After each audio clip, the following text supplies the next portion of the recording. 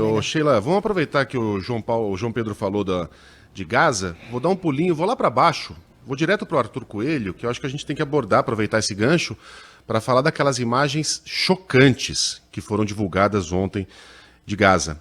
Né, os Estados Unidos estão pressionando Israel depois da morte de 100 pessoas que buscavam ajuda humanitária. Eram pessoas que se acotovelavam atrás de comida.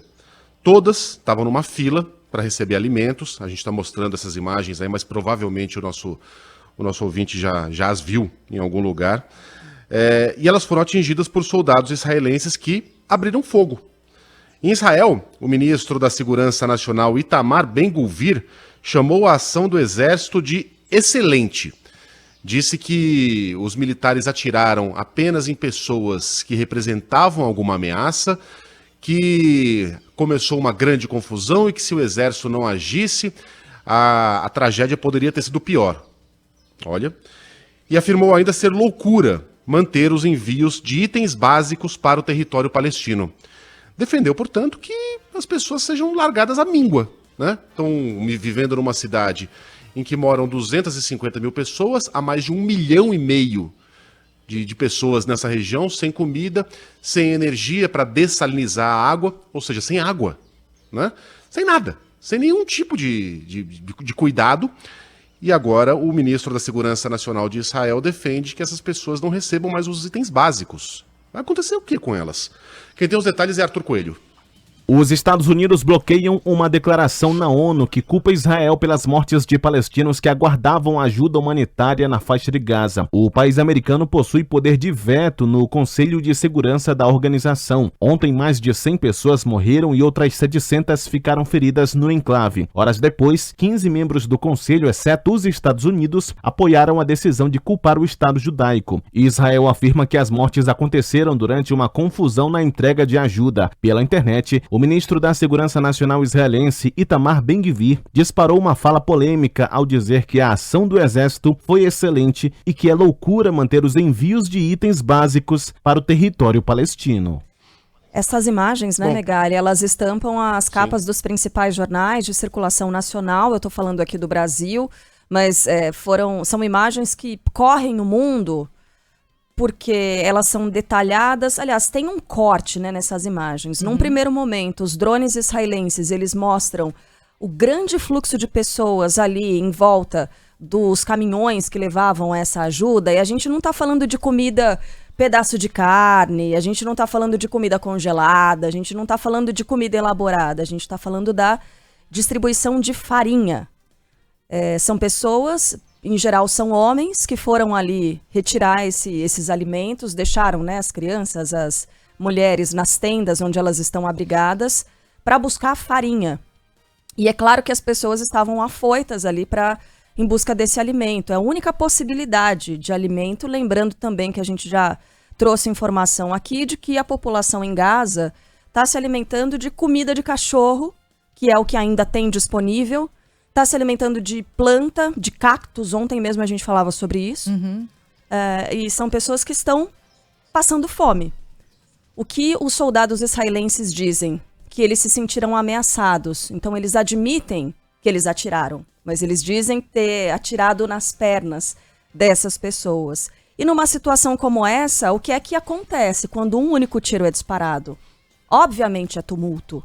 Então dizer que as pessoas morreram pisoteadas, isso não tira em nada a responsabilidade de Israel e dos soldados israelenses que estavam ali operando, trabalhando nessa situação. Porque quando um tiro é disparado numa situação como essa, com multidão e pessoas famintas, é óbvio que algo errado vai acontecer. É claro que essas pessoas vão se desesperar e tentar fugir.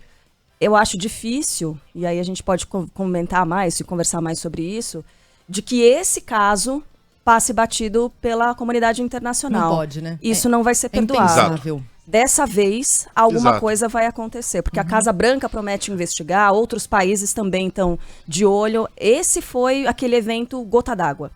Esse evento não tem como deixar passar. Porque uma imagem é muito mais forte que enfim, não é à toa que existe o ditado uma imagem vale mais que 1000 palavras. A imagem gruda na retina da pessoa, muito mais do que artigos, muito mais do que discursos indignados. O presidente Lula fez aquela comparação, disse que não fez de novo, fez, né? Foi uma comparação equivocada, porque são massacres de natureza diferente. Mas não deixa de ser um massacre o que está acontecendo em Gaza.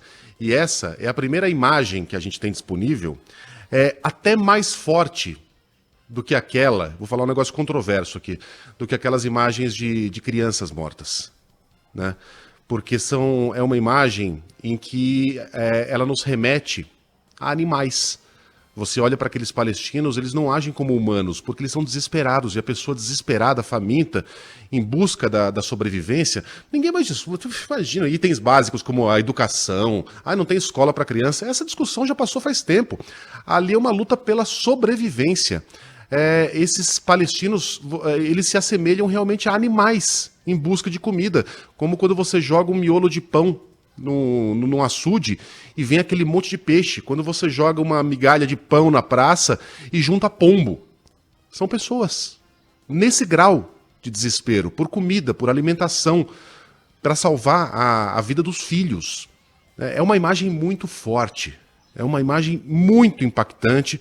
Se inicialmente ela retira toda e qualquer esperança de um acordo de cessar-fogo, até pela reação, né, e pelas palavras do governo de Israel, essas palavras deploráveis do ministro da Segurança Nacional, né?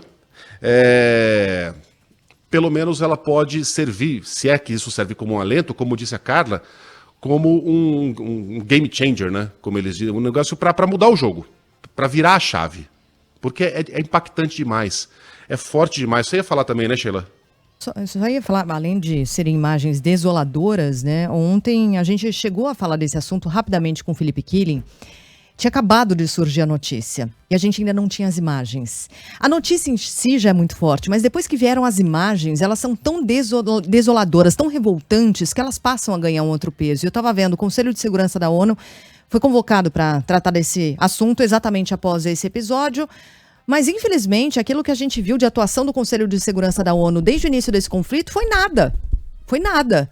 De efeito prático, teve nada, né, Megali? Então não dá nem para alimentar uma esperança de um posicionamento mais duro a partir dessa convocação no Conselho de Segurança da ONU. Tomara que saia alguma coisa, mas é muito difícil alimentar uma esperança, sendo que até agora nada aconteceu. É óbvio, e tem alguns ouvintes que se manifestam nessa direção, que houve dezenas de imagens desoladoras, tristíssimas, terríveis, aquelas que envolvem criancinhas, bebês que morreram nesse conflito, mulheres submetidas a condições absurdas de passar por um parto e morrerem numa sala de cirurgia durante um parto, porque o entorno daquele hospital foi bombardeado. Todas elas já foram muito fortes. O que mais precisa acontecer? A gente está falando de mais um episódio terrível e revoltante. Mas é duro a gente dizer que talvez não aconteça nada no Conselho de Segurança da ONU. Será que vem de lá? É de lá que a gente tem que esperar alguma coisa? Talvez não, né? Vamos seguir aqui. De volta a Brasília, a Polícia Federal indicia a deputada Carla Zambelli. Só lembrando, a gente vai voltar a falar sobre Gaza, né? Aqui ao longo do dia. Então já tem nossa conexão com a Europa. A gente volta a abordar outros temas internacionais. Mas de volta